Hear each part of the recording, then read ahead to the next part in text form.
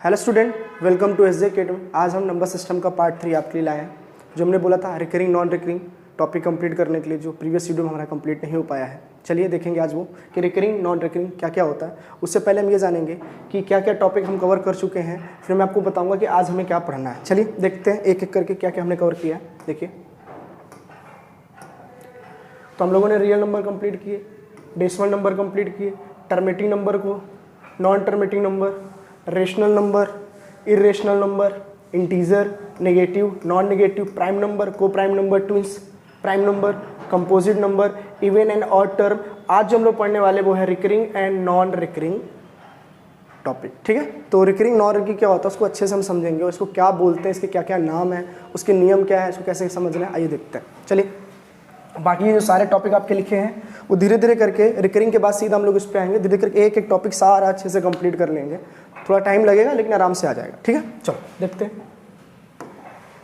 तो जो last video हम लोगों ने जो रोकी थी, इन सबको कंप्लीट कर लिया था हम लोगों ने। Prime number, co prime number, composite number, even and odd term, और सम इंपॉर्टेंट फैक्ट जो हम शुरू से ही देखते आ रहे हैं। हर टॉपिक में हर वीडियो में आपको बता रहा हूँ कुछ ना कुछ फैक्ट। वो चीज़ आप कॉपी राइट करते चलिएगा, लिखते चलिएगा साथ में, तो ज़्यादा अच्छे समझ में आएगा। तो आज का जो हमारा टॉपिक रहेगा वो रहेगा recurring and non recurring.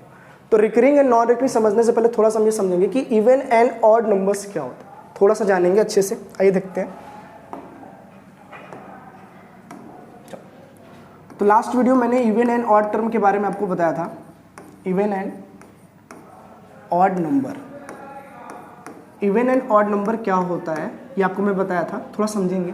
Even को हिंदी में जो बोलते हैं हम लोग वो सम संख्या बोलते हैं, और ऑड को जो बोलते हैं वो है विषम संख्या। विषम संख्या। तो इवन नंबर क्या होता है? इवन नंबर ऐसे नंबर होते हैं जो हमेशा दो के डिविजिबल होते हैं, या कह सकते हैं दो के मल्टीपल होते हैं। जैसे थोड़ा सा एग्जांपल देखते हैं इवन नंबर का।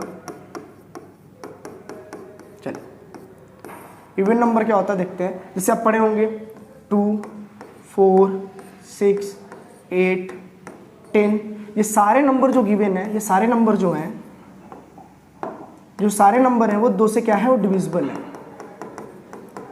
डिविजिबल का मतलब क्या है? ये विभाज्य है। चलिए, तो अगर जो सारे नंबर दो से डिविजिबल हो जाए, डिविजिबल होने का मतलब ये वो कट जाए, और कटे कैसे? एकदम परफेक्ट नंबर में। अगर वो परफेक्ट नंबर में कट जाते हैं, डेसिमल में नहीं आते हैं, अगर वो डेसिमल में नहीं आते, दशमलव में नहीं आते हैं, तो इसका मतलब वो कहलाएगा आपका इवन नंबर। तो इससे पहले एक नंबर और आपने देखा होगा कि जीरो से पहले भी एक नंबर होता है, वो है जीरो। तो क्या जीरो इवन है कि ऑड है? मैं आपको प्रीवियस वीडियो के लास्ट में आपको अच्छे से बता दिया था कि जो जीरो होता है हमेशा, जो जीरो है वो हमेशा इवन होता है। अगर आपने नहीं देखा तो लास्ट वीडियो में जाके, प्रीवियस वीडियो में जाके लास्ट में आप देख सकते हैं कि वहाँ को मैंने जीरो को कैसे एक्सप्लेन किया कि वो ऑड टर्म में आता है, ऑड नंबर कहलाता है कि इवन नंबर कहलाता है। ठीक है, तो आपको समझ में आया कि इवन नंबर क्या होता है? ऐसे नंबर जो दो से क्या हो जाए, डिविजिबल हो जाए। ठीक है, फिर और थोड़ा सा देखते हैं इसी के बारे में। इवन नंबर क्या होता है और देखते हैं एक बार। इवन नंबर पर पॉजिटिव के साथ साथ निगेटिव भी होता है। पॉजिटिव के साथ साथ निगेटिव भी होता है। जैसे मैं आपको पहले वीडियो में सबसे पहले मैं यही बताया कि जो इंटीजर होता है हमारा, जो इंटीजर होता है वो तीन चीज़ लेके चलता है। पॉजिटिव नंबर भी लेके चलता है, निगेटिव नंबर को भी लेके चलता है, और जीरो को भी लेके चलता है। ठीक, तो इसी इंटीजर में ही हमको ऑड नंबर और इवन नंबर को ढूंढना होता है। ठीक है, सारे इंटीजर मतलब सारे इंटीजर में बस दो ही चीज़ होता है, तो इवन होगा या तो ऑड होगा। देखते हैं कैसे समझेंगे। तो पॉजिटिव नंबर आपको मैंने अभी बताया कि 2, 4, 6, 8, 10, ये सारे क्या है? हमारे इवन नंबर है। सारे नंबर जो है इवन है। तो अगर हम निगेटिव की बात करें तो इस चीज़ को हम लिख सकते हैं -2, -4, -6, -8, -10। तो ये जो सारे नंबर है वो तो पॉजिटिव कहलाएंगे आपको। ये जो सारे नंबर है वो आपके क्या कहलाएंगे? तो निगेटिव नंबर कहलाएंगे। तो आप यहाँ आराम से बोल सकते हैं कि इवन नंबर जो होता है पॉजिटिव के साथ साथ निगेटिव भी होता है। कहने का मतलब ये है, ये सारे नंबर दो से क्या हो जाएंगे ना, आराम से कट जाएंगे। और साथ में -2, -4, -6, -8, -10 ये भी आपके दो से कट जाएंगे। इसका मतलब कहने का ये है कि जो इवन नंबर होता है वो पॉजिटिव के साथ साथ निगेटिव भी होता है। लेकिन जो हमारा होल नंबर है, होल नंबर जो है वो हमेशा जीरो के बाद हमेशा पॉजिटिव की ओर होता है, निगेटिव नहीं होता। तो होल नंबर कभी भी निगेटिव नहीं हो सकता। लेकिन हाँ, आपका इवन नंबर आपका negative as well as positive दोनों हो सकता है, ठीक है ना। तो इवन के बारे में थोड़ा सा जाना, आइए देखते हैं फिर जाके हम प्रीवियस में कि हम लोगों ने इवन के बारे में अच्छे से बात कर लिया, अब हमें ऑड नंबर के बारे में जानना है, ठीक है। चलो तो ऑड नंबर थोड़ा सा देख लेते हैं। ऑड नंबर को हिंदी में मैंने बताया विषम संख्या बोलते हैं, ठीक है। तो ऑड नंबर क्या होते हैं, अगर आपको पता चल गया कि इवन नंबर ऐसे नंबर होते हैं जो दो के फैक्टर यानी कि दो के डिविजिबल होते हैं, यानी दो से कट जाए, ऐसा नंबर जो दो से कट जाए उसी को हम लोग क्या बोलेंगे, उसको हम बोलते हैं इवन नंबर। तो ऑड नंबर वो होते हैं जो दो से नहीं कटते। दो से नहीं कटने का मतलब क्या है, जैसे कि 1 ले लूँ, 3 ले लूँ, 5 ले लूँ, 7 ले लूँ, 9 ले लिया और 11 ले लिया। अगर मैं इन सारे नंबर को 2 से डिविजिबल करूं, मतलब 2 से अगर मैं भाग दूं तो क्या ये कटेगा? तो आप बोलो कटेगा तो है ही नहीं, क्योंकि 2 से कटने के बाद अगर परफेक्ट नंबर आता है तब वो इवन नंबर कहलाएगा। अगर आप इन सब को 2 से काटोगे तो सब पॉइंट में आएगा। ये सब किस में आएगा? सब डेसिमल में आएगा, ठीक है। अगर ये दशमलव में आया तो आप ये कह देना कि वो 2 से कटा ही नहीं। अगर वो 2 से नहीं कटा, इसका मतलब वो क्या कहलाएगा? आपका ऑड नंबर कहलाएगा। तो ऑड नंबर ऐसे नंबर होते हैं जो 2 से कभी नहीं कटते। तो आपको यहां से फिर एक चीज जानना है, क्या ऑड नंबर भी आपका positive as well as negative होता है क्या? Odd number positive plus negative यानी सकारात्मक और नकारात्मक संख्या दोनों होती है क्या?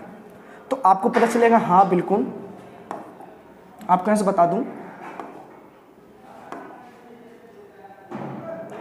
जो आपका ऑड नंबर है, ऑड नंबर जो है आपका वो पॉजिटिव एज नेगेटिव दोनों होता है। जैसे 1, 3, 5, 7 और 9। अगर ये आपके सारे ऑड नंबर हैं, ऑड नंबर कौन से हैं? तो ये आपके ऑड नंबर होंगे पॉजिटिव वाले। तो नेगेटिव वाले कौन होंगे? 1, -3, -5, -7 और -9। तो ये सारे नंबर जो होंगे वो निगेटिव वाले हैं, लेकिन निगेटिव में भी कौन से हैं? तो ये आपके ऑड वाले ऑड नंबर्स हैं, ठीक है। चलो तो आपको यहाँ से अच्छे समझ में आ गया होगा कि ऑड नंबर और इवन नंबर जो होते हैं positive as well as negative दोनों होते हैं, लेकिन होल नंबर जो है वो कभी नेगेटिव नहीं हो सकता। अगर होल नंबर के बारे में थोड़ी सी भी जानकारी चाहिए तो आप प्रीवियस वीडियो में जाके होल नंबर के बारे में अच्छे से जान सकते हैं। चलिए, तो आज का जो हमारा मेन टॉपिक था, जो हमें अच्छे से कवर करने थे, वो है हमारे recurring and non recurring number, ठीक है। चलो, recurring and non recurring decimal. तो अब रिकरिंग एंड नॉन रिकरिंग क्या होते हैं हम इसे अच्छे से समझेंगे। चलिए देखते हैं, थोड़ा सा इंपॉर्टेंट टॉपिक है, अच्छे समझेंगे वरना नहीं समझ में आता है, ठीक है। चलिए देखते हैं।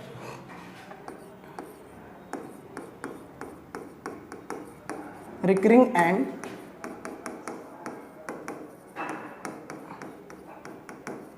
नॉन रिकरिंग, ठीक। रिकरिंग और नॉन रिकरिंग क्या होता है इसे हम अच्छे से देखेंगे और समझेंगे। देखिए क्या होता है, रिकरिंग को हम लोग आवर्ती बोलते हैं और नॉन रिकरिंग को हम लोग अनावर्ती बोलते हैं। चलो आगे बढ़ते, आवर्ती और नॉन रिकरिंग को हम लोग बोलते हैं अनावर्ती, ठीक है। रिकरिंग को आवर्ती बोलते हैं, ठीक है। तो इसका एक नाम और है, रिकरिंग को हम लोग एक नाम से और जानते हैं जो हमने प्रीवियस वीडियो में पढ़ा था, उसको बोलते हैं रिपीटिंग। तो यहाँ पे हम लोग ये जानेंगे कि रिकरिंग को हम रिपीटिंग भी बोलते हैं और नॉन रिकरिंग को हम लोग बोलते हैं नॉन रिपीटिंग, ठीक। अब ये रिपीटिंग नॉन रिपीटिंग क्या होता है, अगर इसे अच्छे समझ में आ जाएगा तो ऑटोमेटिक आपको रिकरिंग नॉन रिकरिंग बेस पे सारे क्वेश्चन अच्छे समझ में आने लग जाएंगे। तो देखते हैं क्या होता है एक्चुअली में रिकरिंग नॉन रिकरिंग रिपीटेड क्या होता है। मैंने आपको यहाँ पे 2 फॉर्म बताए थे कि रिपीटिंग मतलब क्या होता है कि डेसिमल के बाद, एक्चुअली दोनों पार्ट जो है आपके वो डेसिमल के ही हैं। पहले ही बताया रिपीटिंग नॉन रिपीटिंग दोनों डेसिमल के, तो रिकरिंग नॉन रिकरिंग भी डेसिमल के ही पार्ट होंगे, ठीक है। तो रिपीटिंग क्या होता है, डेसिमल के बाद ऐसे नंबर आए या ऐसे डिजिट आए जो डेसिमल के बाद रिपीट कर रहे हो इन्फिनाइट टाइम तक, मतलब लगातार, ठीक है। जैसे देखते हैं एग्जांपल के थ्रू जा समझ में आएगा। जैसे मैं लिख दिया 1.25252525 इन्फिनाइट टर्म तक जा रहा है, तो आपको पता है कि 1.25 ये रिपीट कर रहा है, तो हम चाहे तो इसको बार लगा सकते हैं। अगर हम चाह लें तो इसको बार लगा के इसको रोक सकते हैं। इसका मतलब रिपीटिंग ही हमारा रिकरिंग कहलाता है, ठीक है। तो ऐसा मतलब नंबर जो पॉइंट के बाद या डेसिमल के बाद रिपीट कर रहा हो, बस रिपीट कर रहा हो, उसे हम रिकरिंग बोलते हैं। मैंने आपको पहले ही बताया कि जो चीज़ रिकरिंग है मतलब जो चीज़ रिपीट करता है उसको हम P/Q के फॉर्म में ला सकते हैं। तो हमारा मेन मकसद यहीं पे होगा रिकरिंग नॉन रिकरिंग में P/Q के फॉर्म में लाना, ठीक है। तो फिर देखते हैं, फिर एग्जांपल और देख लेते हैं, अच्छे समझ में आ जाएगा आपको। दूसरा, अगर 0.34343434 ऐसे करके इन्फिनाइट टाइम तक जा रहा है, तो आपको पता है कि इसको हम चाहें तो 0.34 का बार लिख सकते हैं, 0.34 का बार लिख सकते हैं। जिसका मतलब ये है कि आपने पहले वीडियो में देखा है और समझा भी वहाँ पर अच्छे से कि जो चीज़ बार बार रिपीट कर रही हो तो उसे हम छोटा बनाने के लिए ऊपर हम बार लगा देते हैं। बार कैसे आता है ये मैं सारा कुछ प्रीवियस वीडियो में बता चुका हूँ, आप देख लेना अच्छे से, वहाँ समझ में आ जाएगा। तो 0.34 का बार लगा देते हैं। तो जो चीज़ डेसिमल के बाद रिपीट करते हैं उसको हम रिकरिंग बोलते हैं। तो फिर नॉन रिकरिंग किसको बोलते हैं, चलिए देखते हैं। नॉन रिकरिंग, नॉन रिकरिंग ऐसे नंबर होते हैं, ऐसे डिजिट होते हैं जो डेसिमल के बाद आते तो इन्फिनाइट टाइम तक ही हैं, लेकिन वो रिपीट नहीं करते, उसके बारे में हमें कोई इन्फॉर्मेशन नहीं पता होती। जैसे 2.34567090301400 ऐसे करके बस डिजिट आते चले जाएंगे, बस चेंज करते चले जाएंगे। और ये कब तक चेंज करेंगे, कहाँ तक चेंज करेंगे, हमें बिल्कुल नहीं पता होता है, इसीलिए इसको बोलते हैं नॉन रिपीटिंग। डेसिमल बार नंबर ऐसे आएंगे जो कभी रिपीट नहीं करेंगे, लेकिन हाँ वो लगातार आते जाएंगे, जिसकी वजह से इनको हम कभी p/q के फॉर्म में पता ही नहीं कर सकते।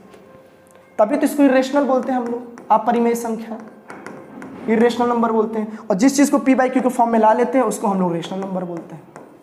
ठीक है, रेशनल नंबर क्या होता है, जिसको हम लोग परिमेय संख्या बोलते हैं। इसके बारे में पहले वीडियो में बहुत अच्छे से हम लोगों ने बात किया, समझेंगे जाके तब को आ जाएगा। ठीक है, फिर आगे देखते हैं, इस चीज़ का एग्जाम्पल और लेते हैं। जैसे 3.14350607891030 ऐसे करके इन्फिनाइट टर्म तक आएगा, तो इसको भी हम कभी p/q के फॉर्म में नहीं ला पाएंगे, जिसकी वजह से इसको भी हम लोग क्या बोलेंगे, इरेशनल नंबर का नाम देंगे। ठीक है, अपरिमेय संख्या। ठीक है, तो आपको भी समझ में अच्छे से आ गया कि रिपीटिंग नंबर क्या होता है और नॉन रिपीटिंग नंबर क्या होता है। ठीक है, फिर उसके बाद आगे देखते हैं। और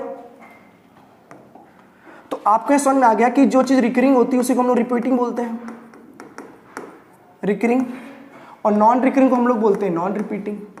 ठीक, चलो हिंदी में बता चुका, आवर्ती अनावर्ती। ठीक है, चलो तो रिकरिंग जो है उसको हम p/q के फॉर्म में ला सकते हैं। आपने ये बताया और हमने ये चीज़ फाइंड किया। ठीक है, फिर आपने यहाँ ये बोला कि इसको कभी p/q के फॉर्म में नहीं ला सकते, इसको कभी p/q के फॉर्म में नहीं ला सकते, और रिकरिंग नंबर को हम लोग p/q के फॉर्म में ला सकते हैं। तो जिसको हम p/q के फॉर्म में ला लेते हैं उसको हम रिकरिंग बोलते हैं, और जिसको हम p/q के फॉर्म में नहीं ला पाएंगे उसको हम नॉन रिकरिंग बोलेंगे। ठीक है, चलो फिर आगे देखते हैं। जिस चीज़ को p/q के फॉर्म में ला लेंगे और बस उसी क्वेश्चन को पूछना चाहता है आपसे। ठीक है, चलो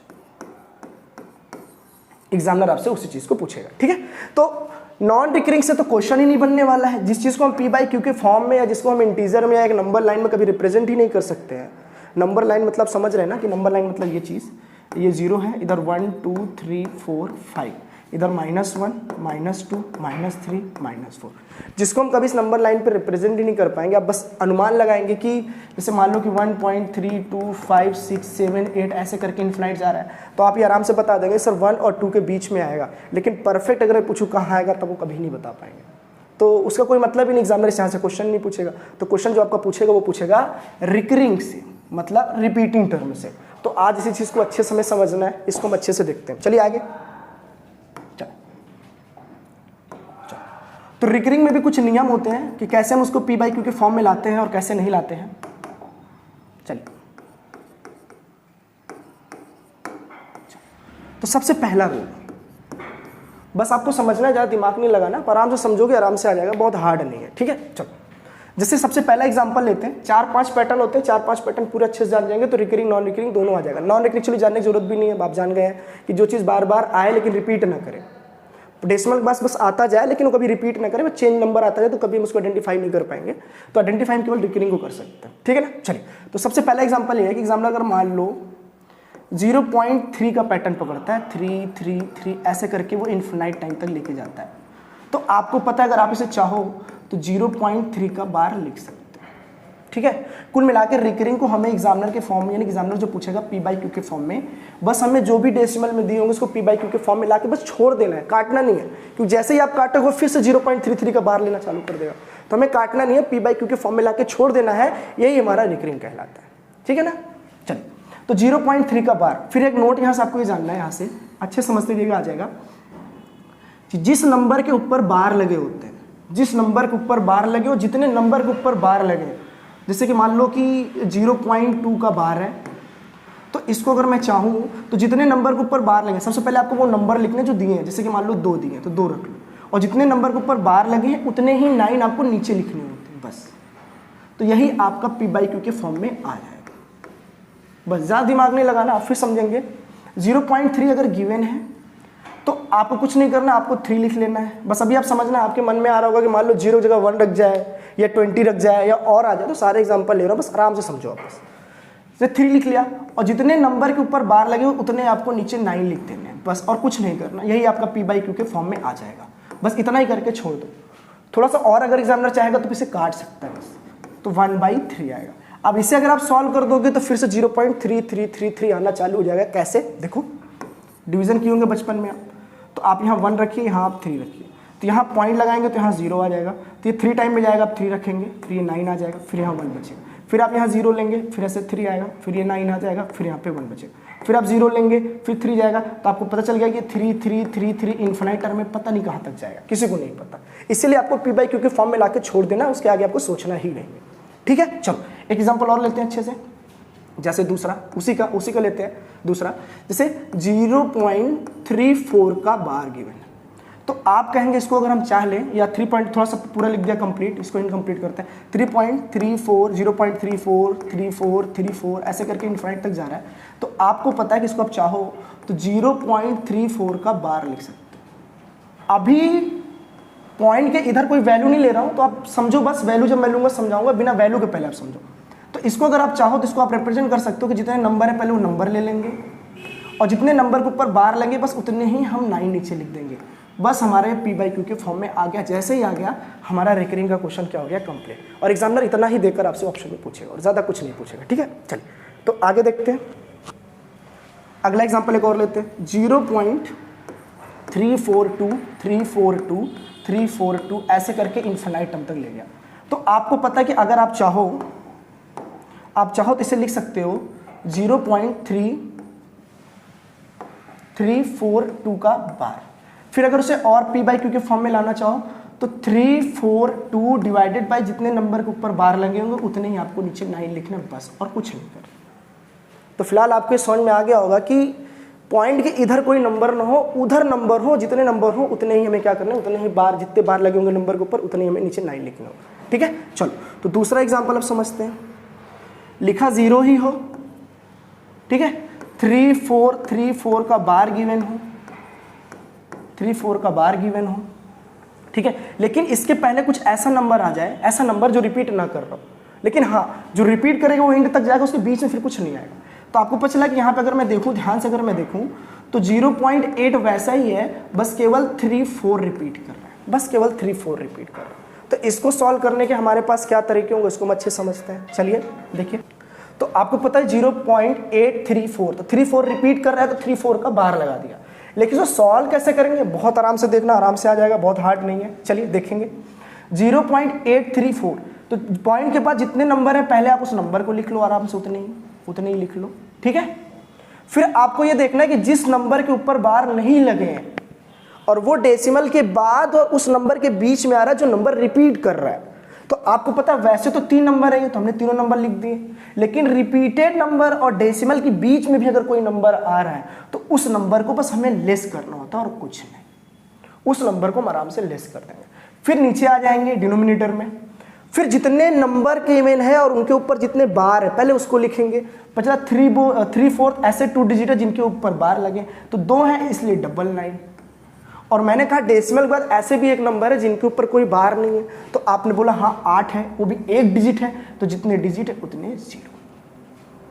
ठीक है, फिर इसे अगर आप सॉल्व करोगे, इसे आप सॉल्व करोगे तो ये क्या आ जाएगा, 834 में से अगर आप 8 घटा देंगे तो 826 डिवाइडेड बाई 990, तो ये पी बाई क्यू के फॉर्म में आ गया। और जैसे पी बाई क्यू के फॉर्म में आ गया, आप इतना ही छोड़ दो। अगर ये कट रहा है, वैसे कट रहा है, तो आप तब तक काटो जब तक ये कट रहा है, और काट के इसको पी बाई क्यू के फॉर्म में ला के छोड़ दो, उतना ही आपका आंसर होगा। ठीक है, चलो तो एक एग्जाम्पल और देखते हैं, इसी का देखते हैं दूसरा। 0.2436363636 ऐसे करके इन्फिनाइट टर्म तक गया।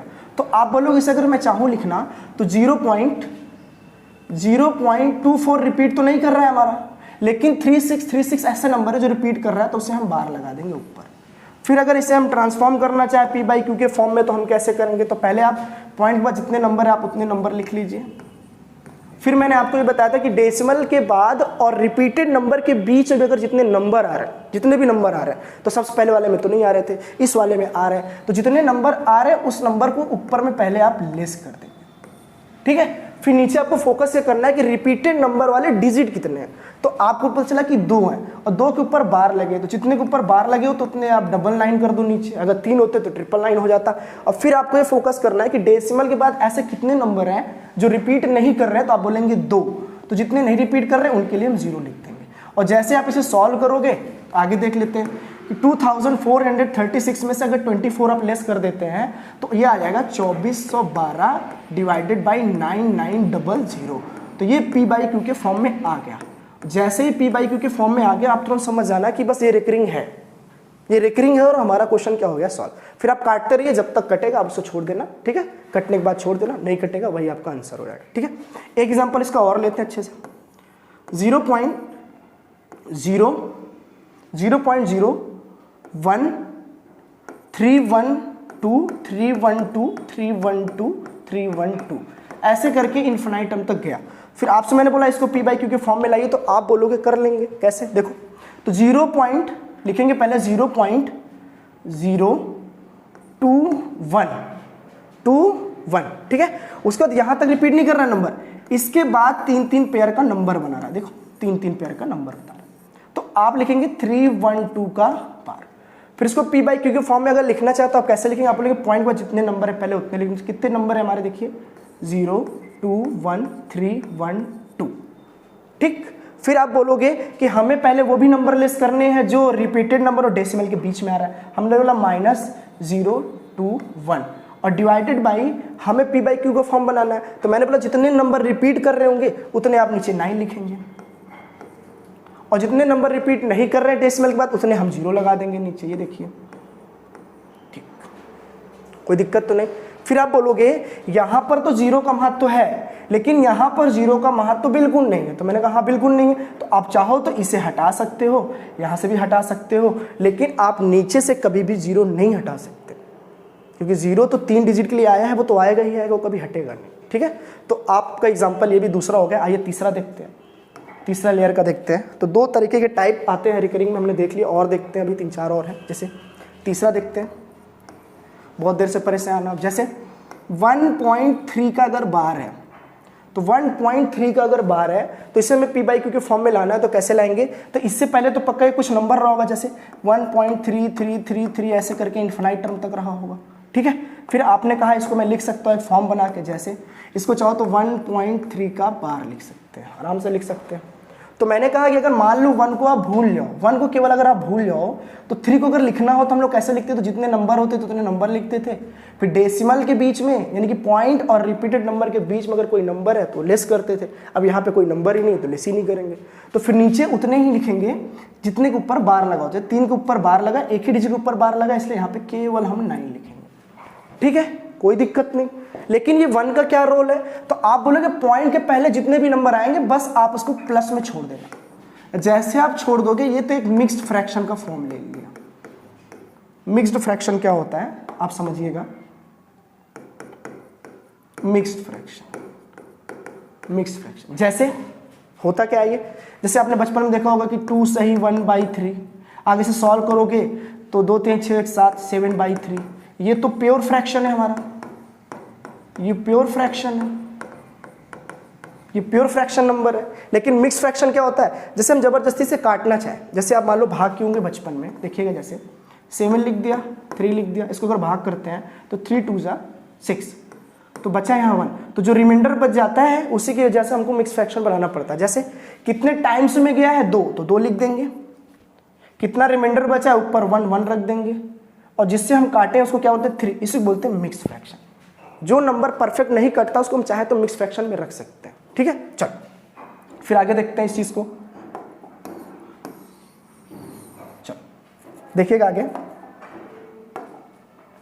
चलो तो 1.33 का मतलब हो गया 1.3 का पार। इसको अगर हम चाहें तो 3 को 3/9 लिखकर और पॉइंट जितने पहले दर नंबर होंगे उसको हम प्लस में 1 करके सॉल्व कर सकते हैं। इसे सॉल्व करेंगे तो क्या आएगा, 9 1 9 3 12, यानी कि 12/9। तो 12/9 जैसे ही देखा तो ये P बाई क्यू के फॉर्म में आ गया, ठीक है। फिर एग्जांपल और देखते हैं, जैसे कि मान लो 20.3 20.3434 ऐसे करके गिवन है। तो इसे हम चाहेंगे तो लिख सकते हैं 20.34 का बार। फिर मैंने बोला कि पॉइंट के जो पहले होंगे उसको आप प्लस में छोड़ देना बस, और उसके बाद जितने नंबर होंगे उसको आप लिख लीजिएगा। और डेसिमल के इनके बीच में कोई नंबर तो है नहीं, तो यही नंबर से काम चलेगा हमारा, और इस नंबर के ऊपर जितने बार होंगे उतने आप 9 लगा देंगे नीचे। ये सॉल्व हो गया, ये आपका नंबर क्या हो गया, सॉल्व हो गया। अगर आप इसे सॉल्व करना चाहे और अच्छे से जाकर कि और हमें पी बाई क्यू के फॉर्म परफेक्ट लाना, तो आप इसे सॉल्व कर लेना 0 डिवाइडेड बाई 99। और सॉल्व करना चाहो तो इसे कितना आ जाएगा, डिवाइडेड बाई 90। ठीक है, तो ये जो नंबर है वो पी बाई क्यू के फॉर्म में आ गया। और जैसे पी बाई क्यू के फॉर्म में आ गया तो बस आप इतना ही छोड़ देना। अगर ये कट रहा है तो ठीक, नहीं कट रहा है तो कोई बात नहीं, जबरदस्ती काटने की जरूरत बिल्कुल नहीं है। ठीक है, चलिए अब चौथा एग्जांपल देखते हैं इसका। चौथा एग्जांपल क्या है इसका, जैसे मान लो कि 1.0 या 0 नहीं लेते हैं, कुछ और लेते हैं, ज़्यादा सा सुनाएगा। 1.2333 ऐसे करके टर्म जा रहा है इन्फिनाइट टर्म तक। तो आप इसे कैसे लिख सकते हो, तो आप बोलोगे 1.23 का बार है, 1.23 का बार है। तो आप बोलोगे इसे कैसे सॉल्व करेंगे, आइए देखते हैं। 1.23 का बार है, मतलब पॉइंट के पहले जितने नंबर होंगे उसे आप प्लस में रख लीजिए, और उसके बाद जितने नंबर है आप उतने लिख लीजिए। फिर आप ये फोकस करिए कि कहीं डेसिमल के और रिपीटेड नंबर के बीच में कोई नंबर तो नहीं आया। अगर डेसिमल और रिपीटेड नंबर के बीच में कोई नंबर आया तो आप उसे ऊपर लेस कर देंगे। फिर आपको ये फोकस करना है कि कितने नंबर के ऊपर बार लगा, तो आपने बोला एक नंबर के ऊपर बार लगा तो उतने ही आप 9 लिखेंगे। फिर आपको ये फोकस करना था कि ऐसे कितने मतलब डिजिट है जो डेसिमल के और रिपीटेड नंबर के बीच में आया, तो हमने बोला 1 है, तो जितना 1 आया है तो उसके लिए 1 0, अगर 2 आता तो 2 0, 3 होता तो 3 0। अगर इसे सॉल्व करना चाहे तो ये 90 आ जाएगा, प्लस इसको घटा देंगे तो 21 आ जाएगा, और डिवाइडेड बाई क्या आ जाएगा, 90। इसे सॉल्व करना चाहो तो 111 डिवाइडेड बाई 90। तो ये आपका पी बाई क्यू के फॉर्म में आ गया। और जैसे पी बाई क्यू के फॉर्म में आ गया, आप समझ जाना रेकरिंग क्या हो गया, हमारा कंप्लीट हो गया। ठीक है, चलो तो फिर एक एग्जांपल और लेते हैं, अच्छे से आपको समझ में आ जाएगा, लास्ट है। उसके बाद फिर रिकरिंग में आपको कोई टेंशन नहीं होगी, रिकरिंग आप अच्छे समझ गए। इस पर बेस्ड जो क्वेश्चन होंगे हम बताएंगे आपको अच्छे से, लगभग आपको समझ में आ ही रहा होगा। तो एग्जांपल ले लेते हैं अच्छे से और आपको समझ में आएगा। चलिए 1, जैसे मान लो 20.757575 ऐसे करके रिपीट कर रहा हूँ नंबर। ठीक है, तो अगर इसको सॉल्व करना चाहे तो हम बोल सकते हैं कि इसको करेंगे 20.75 का बार। चलो मान लो इसके यहाँ पे एक नंबर लिख लेते हैं 1 और 2। तो यहाँ पे आपको एक नंबर आ जाएगा, समझाने के लिए बोल रहा हूँ केवल, आपको समझ में आ जाएगा। तो आप बोलेंगे 1275 का बार। इसको और ओपन करेंगे तो पॉइंट के पहले जितने नंबर होते हैं उसको आप प्लस में लिख लेंगे, ठीक, और उसको जितने नंबर होंगे आप उतने नंबर लिख लेंगे इस चीज़ का। फिर आप ये देखेंगे कि डेसिमल के बीच में और रिपीटेड नंबर के बीच में कितने नंबर आए, तो आप बोलेंगे 2 डिजिट, तो जितने आप आए हैं उसे आप लेस कर दीजिए। फिर उसके बाद आपको फोकस करना है कि रिपीटेड नंबर के ऊपर ऐसे कितने रिपीटेड नंबर हैं जो ऊपर बार लगे हुए हैं, तो आप बोलेंगे 2 है तो आप 999 ले लीजिए। ठीक है, फिर ऐसे कितने नंबर हैं जो डेसिमल और रिपीटेड नंबर के बीच में आ रहे हैं, उसके हिसाब से आप 0 लगा लीजिएगा। जैसे 1 2 आ रहा है तो आप 2 0 लगा लेंगे। फिर इसे आप सॉल्व करेंगे, आपकी जिम्मेदारी, आप एक बार घर में प्रैक्टिस करिए, आपको समझ में आ जाएगा। ठीक है, चलो तो फिर आगे देखते हैं। चलो तो ये नोट है और अच्छा है आपके लिए, ये समझने की कोशिश करिएगा, ये आपको आ जाएगा। ठीक है, जैसे कोई एक नंबर लेते हैं रिकरिंग का, ये हम 0.1232323 और 23 ऐसे करके ये इन्फिनाइट टर्म तक जा रहा है। तो एग्जामिनर आपसे ये पूछेगा, ऐसा करो, फर्स्ट रिपीटेड नंबर क्या है आप ये बता दीजिए, फर्स्ट रिपीटेड डिजिट क्या है आप मेरे को ये बता दो। ठीक है, तो आपसे अगर एग्जामिनर ने ये पूछा कि फर्स्ट रिपीटेड डिजिट जो क्या है, तो आप बोलेंगे कि 0.1 तो नहीं रिपीट कर रहा है, फिर हमने देखा 2 भी नहीं रिपीट कर रहा है, फिर हमने देखा 3 तो 3 भी नहीं कर रहा है, तो कर क्या रहा है, तो 2 3 का रिपीटेशन है। तो सबसे पहला जो रिपीटेशन होगा, इसके पहले तो हो नहीं रहा है, तो सबसे पहला जो रिपीटेशन होगा वो होगा ये, और इस वाले को बोलेंगे हम लोग सेकेंड रिपीटेशन, और इस वाले को बोलेंगे हम लोग थर्ड रिपीटेशन, इसको बोलेंगे 4।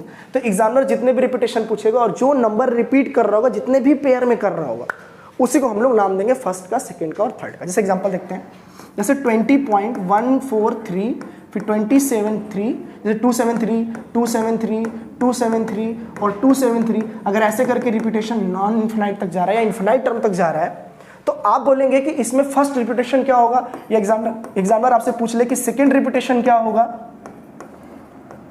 सेकेंड रिपीटेड डिजिट क्या होगा।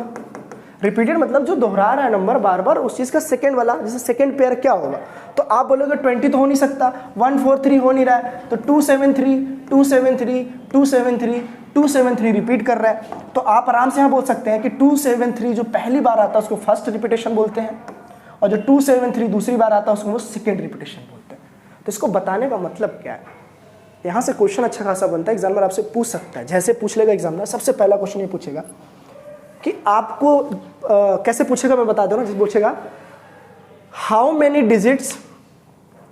Digits between decimal and first repeated number, मतलब ऐसे कितने डिजिट हैं जो दशमलव के बाद और पहले रिपीटेशन के बीच में आते हो।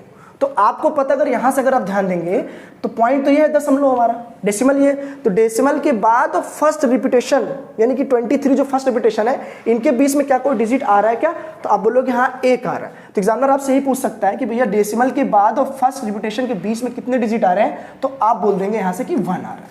कितने आ रहे हैं, 1। एग्जाम्पल और ले लेता हूं ताकि आपको अच्छे समझा सकूं, जैसे 20.13131313 ऐसे करके इन्फिनाइट तक गए। फिर आपसे पूछ सकता है 17.1 21 23 23 23 23 23 ऐसे करके जा रहा है। फिर आपसे पूछ सकता है 21.12377 77777 ऐसे करके आपसे पूछ रहा है। या आपसे पूछ सकता है इतना, चलिए 72 72 72 और ये 72, ठीक है। तो आपसे यहाँ पे एग्जामिनर क्या पूछा, सबसे पहले वाला क्वेश्चन आपसे पूछेगा कि ऐसे कितने अंक हैं जो दशमलव के बाद और फर्स्ट रिपीटेशन टर्म के बीच में आ रहा है। तो दशमलव तो आपका ये है, तो फर्स्ट रिपीटेशन नंबर क्या है या डिजिट क्या है, तो आप बोलेंगे फर्स्ट रिपीटेशन जो है वो 13 का लेयर बना रहा है। तो पहला रिपीटेशन ये कहलाएगा, दूसरा ये कहलाएगा, तीसरा ये कहलाएगा। तो डेसिमल के बीच में और फर्स्ट रिपीटेशन के बीच में कितने डिजिट आ रहे हैं, तो आप बोलेंगे यहाँ तो दिख ही नहीं रहा है, तो यहाँ से जो आ रहे हैं वो आ रहे हैं 0, यहाँ से कोई भी डिजिट बीच में नहीं आ रहा, ठीक है। फिर इस वाले में देखेंगे, फिर एग्जामिनर वही पूछना चाह रहा है कि डेसिमल के बीच में और फर्स्ट रिपीटेशन नंबर के बीच में कितने डिजिट आ रहे हैं। तो आप बोलोगे डेसिमल तो ये गिवन है, फर्स्ट रिपीटेशन नंबर कहाँ से स्टार्ट हो रहा है, 1 2 3 2 3 2 3 2 3 या 32 32 32 या 3 2 3 2 करके जा रहा है। तो आप बोलेंगे 1 2 को छोड़ दें तो 3 2 का पेयर 3 2 का पेयर 3 2 का पेयर 3 2 का पेयर और 3 2 का पेयर और 3 2 का पेयर बना रहा है। तो आप बोलोगे जो फर्स्ट रिपीटेशन नंबर होगा, जो फर्स्ट होगा वो आपका ये वाला होगा, सेकंड ये होगा, थर्ड ये होगा। तो एग्जामिनर जो आपसे पूछ रहा है डेसिमल और फर्स्ट रिपीटेड नंबर के बीच में कितने डिजिट आ रहे हैं, तो आप यहाँ से आराम से बोल सकते हैं कि यहाँ पे जो डिजिट आ रहे हैं वो 2 आ रहे हैं, 2 आ रहे हैं। तो 1 2 मतलब 2 डिजिट आ रहे हैं, तो आपके आंसर यहाँ से 2 हो जाएंगे। मान लो एग्जामिनर ने फर्स्ट रिपीटेशन नंबर को छोड़कर सेकेंड रिपीटेशन पूछ लिया, तो आपको यहाँ से बताना होगा, एग्जामिनर ने पूछा कि डेसिमल के बाद और सेकेंड रिपीटेड नंबर के बीच में ऐसे कितने डिजिट आ रहे हैं, आपको वो बताना है। तो डेसिमल हमारा ये है और रिपीटेशन कहाँ चालू है, 1 2 3 7 2 7 2 7 2, यानी कि 7 2 7 2 7 2 और 7 2 आपका रिपीटेशन नंबर है या रिपीटिंग नंबर है। तो पहला ये कहलाएगा, दूसरा ये कहलाएगा। और एग्जामिनर आपसे क्या पूछना चाह रहा है कि डेसिमल के और सेकेंड रिपीटेड नंबर के बीच में कितना डिजिट आ रहा है। तो आप देखो ना, ये डेसिमल है और ये फर्स्ट है, सेकंड है। तो अगर मैं सेकंड रिपीटेशन के और डेसिमल के बीच में पूछूं तो यहाँ से कितने नंबर आ रहे हैं, तो आप बोलेंगे यहाँ से 5 नंबर। कितने नंबर आ रहे हैं, 5 डिजिट आ रहे हैं। तो 5 डिजिट आने की वजह से इसके जो आंसर हो जाएंगे वो 5 में। तो यही मकसद था आपको समझाने का कि फर्स्ट रिपीटेड नंबर क्या होता है, सेकंड क्या होता है, थर्ड क्या होता है। मान लो एग्जामिनर अगर थर्ड पूछ लेता कि डेसिमल और थर्ड रिपीटेड नंबर के बीच में ऐसे कितने डिजिट आ रहे हैं आप वो बता दीजिए, तो थर्ड आपका ये हो जाएगा। तो आपको यहाँ से यहाँ तक का बताना होता 1 2 3 4 5 6 7, तो आप आराम से बोल देते हैं यहाँ पर फिर 7 डिजिट ऐसे हैं जो डेसिमल और थर्ड रिपीटेड नंबर के बीच में आ रहे हैं, ठीक है। तो आई होप ये सारी बातें आपको अच्छे समझ में आई होगी। रिकरिंग नॉन रिकरिंग क्या होता है, उससे पहले मैं आपको इवन नंबर और ऑड नंबर के बारे में पूरे थ्योरम अच्छे से समझाया हूँ। तो चलिए मिलते हैं बाद में। ओके, धन्यवाद।